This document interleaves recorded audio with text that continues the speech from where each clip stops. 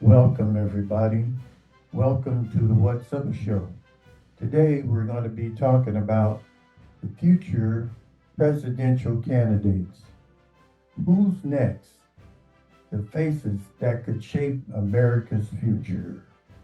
Welcome to What's Up, where facts meet fierce conversation.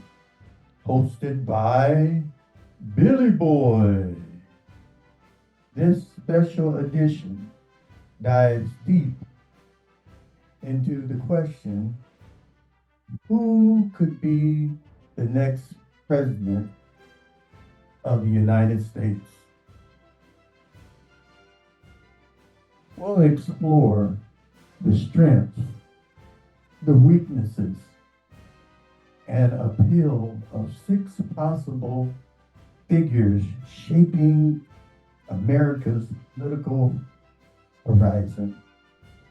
The first person in consideration is Gavin Newsom, the California calculus, governor of California, former mayor of San Francisco, and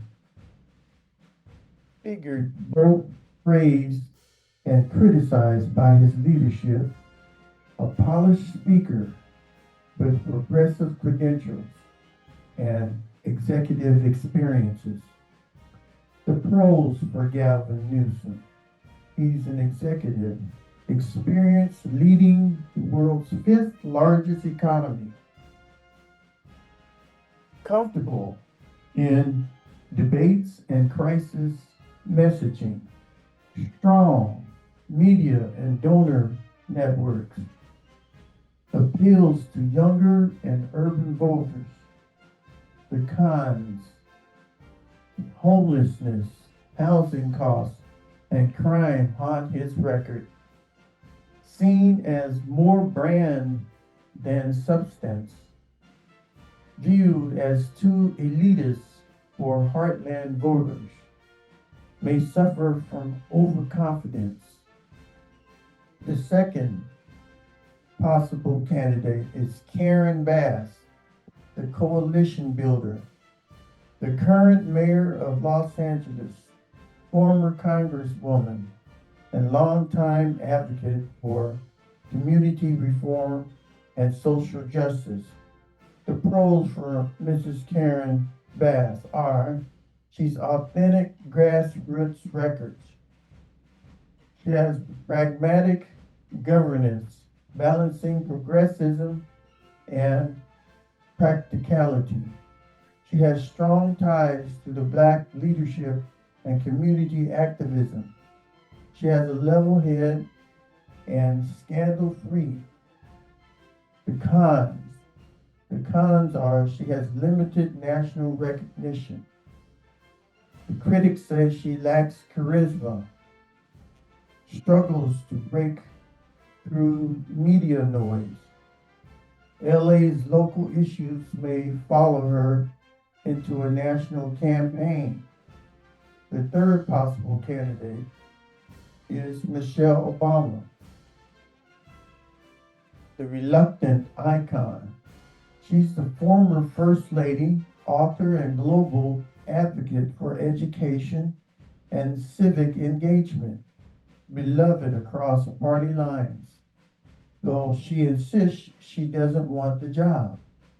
The pros for Miss Obama are universal name recognition and trust, moral authority and unifying appeal, strong pull with women and independence, experience through proximity to power. The cons: she's never held an elective office, may not tolerate the harshness of campaigning. Expectations are possibly are impossibly high and could be seen as celebrity over substance.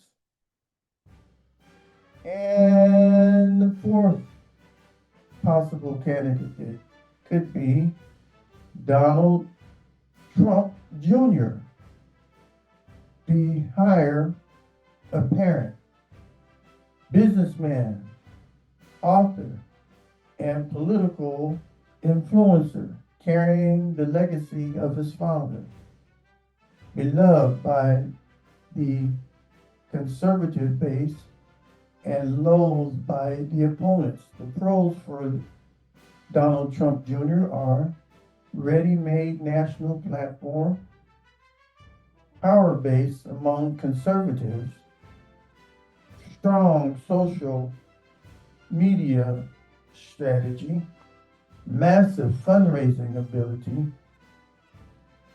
and the cons are no elective experience, inherits his father's enemies, fatigue over political dynasty, highly polarizing to the moderates. The fifth consideration for President of the United States is Kamala Harris, the incumbent advantage. She was Vice President of the United States, former Senator and California Attorney General, a historic figure balancing representation and establishment credentials. The pros for Ms. Harris are she has national experience and visibility, deep understanding of law and governance, represents continuity and progress, strong demographic coalition base. The cons against Ms. Harris are she has a low approval rating. She's criticized for lack of authenticity in messaging. Passed as prosecutor, divides progressives, seen as overly rehearsed and cautious. And the sixth candidate could be just a wild card. So somebody out of the blue, okay? Like President Carter or something like that. Somebody like President Carter. Somebody out of the blue, or even Obama. Somebody out of the blue that comes in and takes up the presidency. So the ballot belongs to you. The next president won't be chosen by billionaires or talk show hosts. It'll be chosen by you. Leadership reflects our fears and hopes.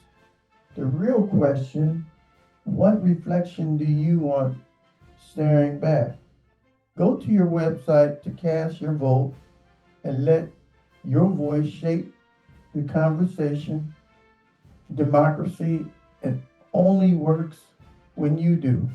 So my website has a ballot, and I would like for you to take and go to the website at MegaWham1 and go ahead and vote for who would you want to be in the 2028 election.